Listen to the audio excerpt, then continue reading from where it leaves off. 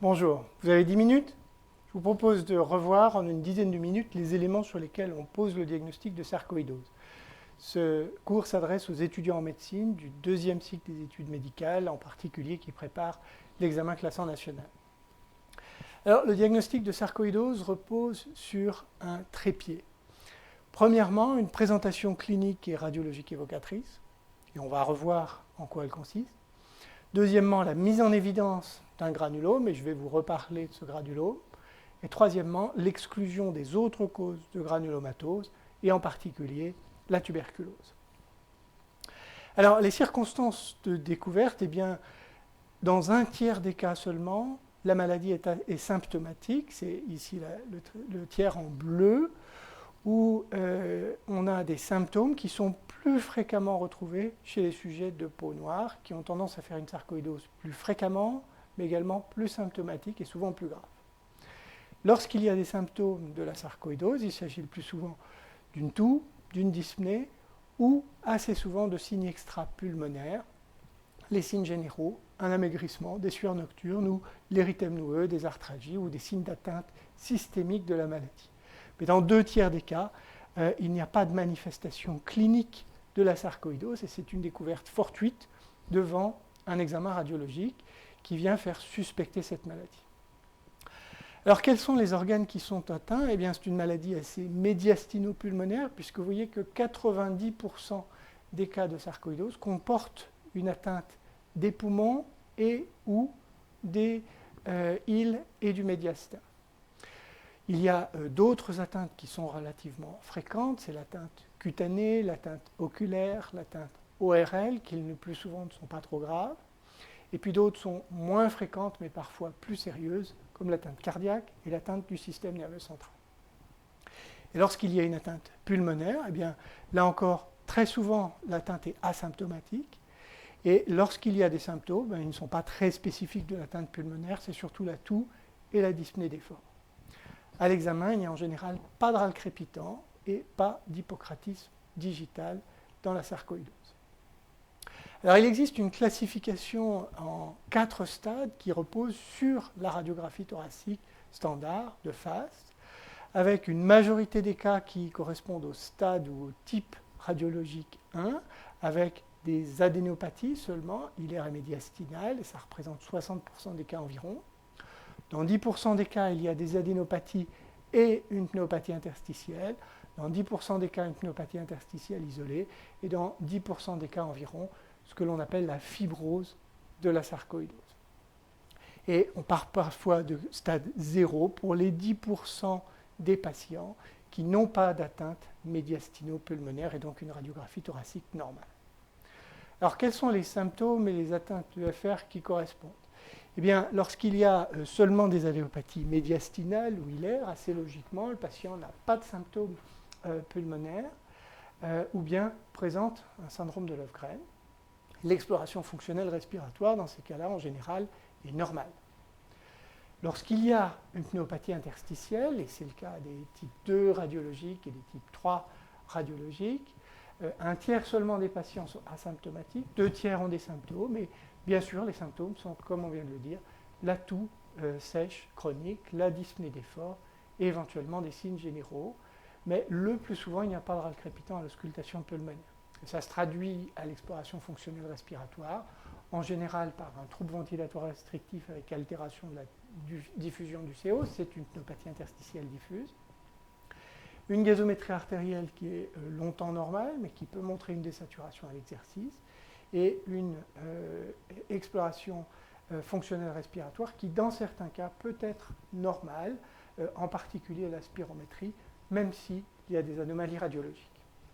Et puis, lorsqu'on est au stade 4 radiologique, la dyspnée d'effort là est constante, les patients ont toujours une dyspnée, mais là encore, n'ont en général pas de râle crépitant ni d'hypocratisme digital.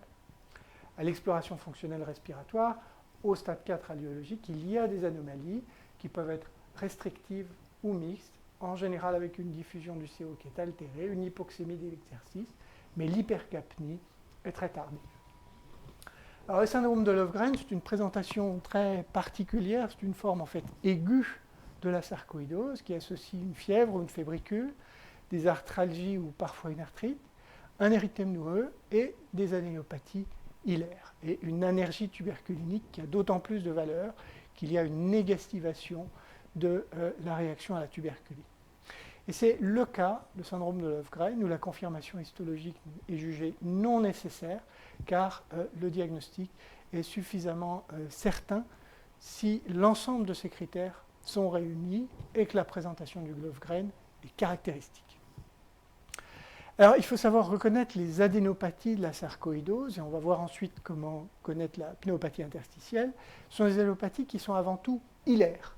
Donc, hilaires de chaque côté au niveau du hile, et bilatérales, le plus souvent symétriques. Il peut s'y associer, il s'associe souvent des adénopathies médiastinales, et notamment dans la région latéro-trachéale droite ici. Ces adénopathies sont non compressives, homogènes, elles peuvent se calcifier dans les formes très prolongées. Voici un exemple d'anéopathie au cours de la sarcoïdose, où on a des anéopathies ici médiastinales, bien individualisées, homogènes et non compressives. Néanmoins, il faut garder en tête les diagnostics différentiels, puisque les lymphomes sont les principaux diagnostics différentiels de la sarcoïdose devant les anéopathies.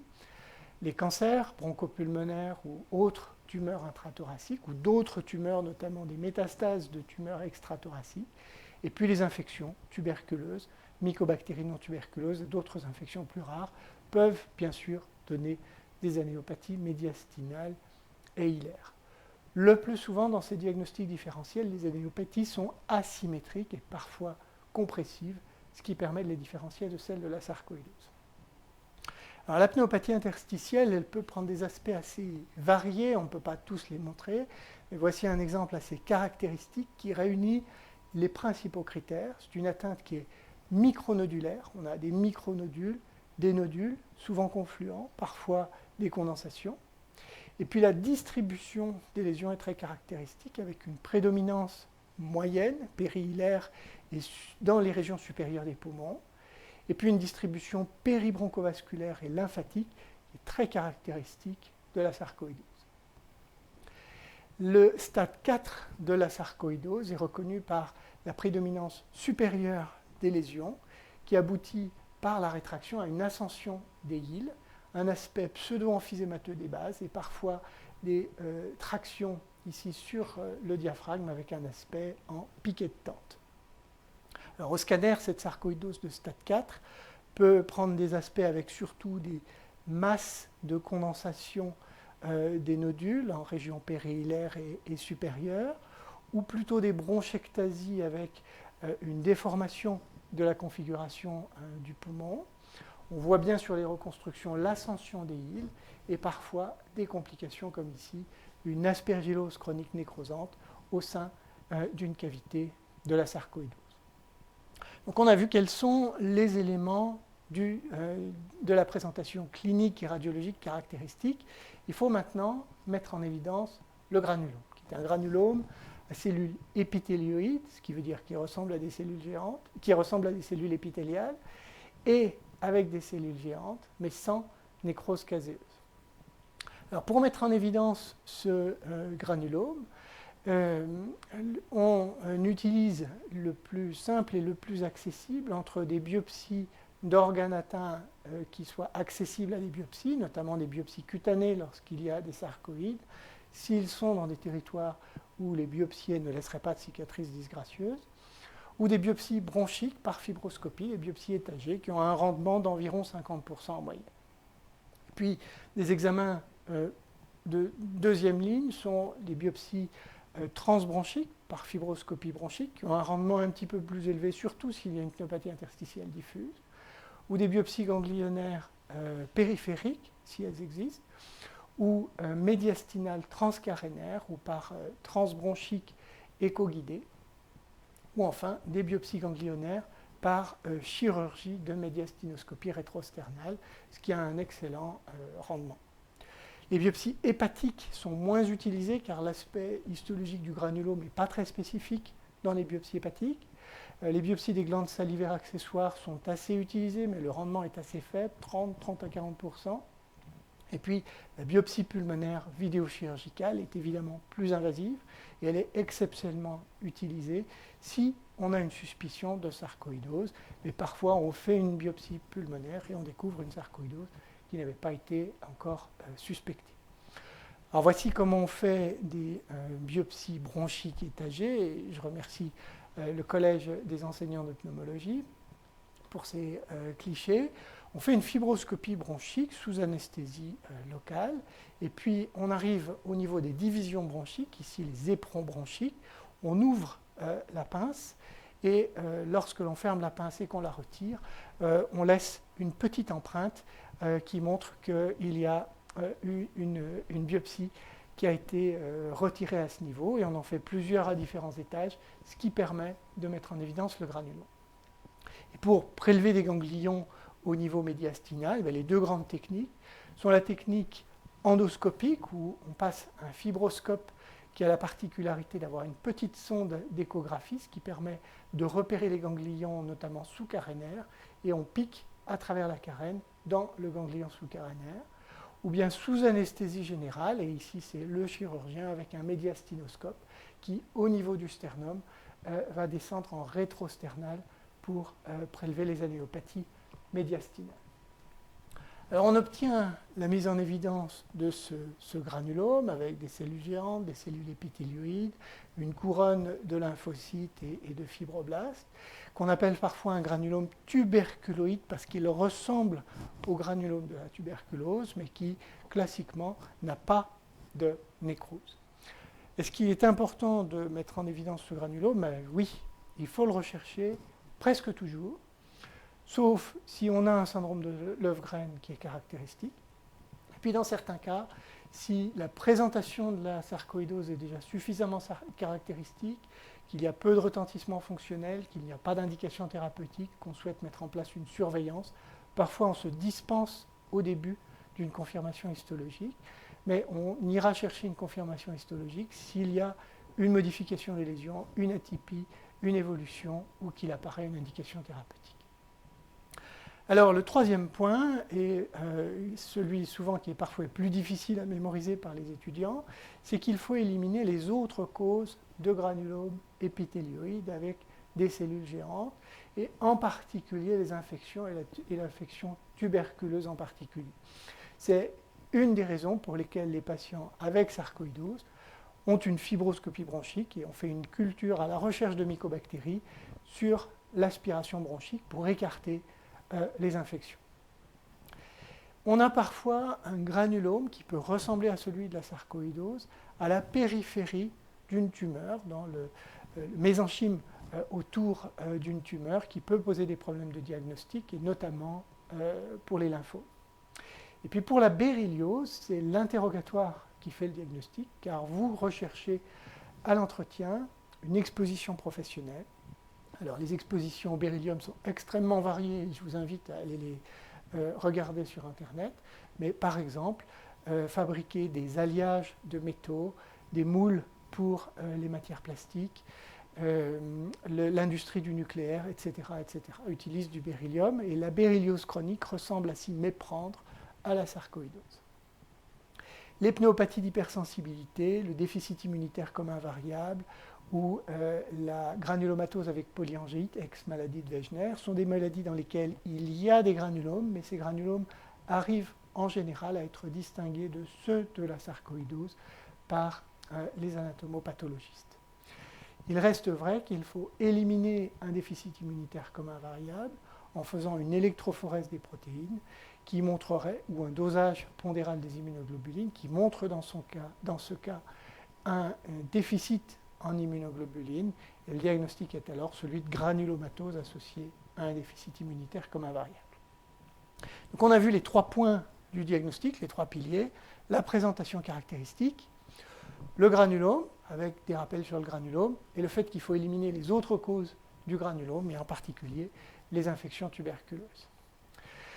Alors vous me direz, il a oublié le LBA et la biologie. Eh bien non, c'est volontaire, j'en parle seulement après, parce qu'il s'agit seulement d'éléments d'orientation diagnostique, qui en aucun cas ne permettent d'affirmer un diagnostic de sarcoïdose. Donc ces éléments doivent être connus parce que lorsqu'on les rencontre, il faut savoir les attribuer à la sarcoïdose, mais ils ne permettent pas un diagnostic de sarcoïdose.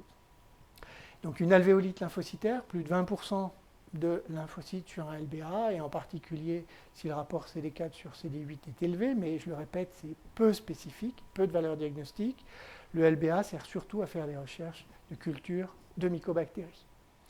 L'énergie tuberculinique est de moins en moins utilisée, elle a surtout de la valeur s'il y a une négativation de la réaction tuberculinique.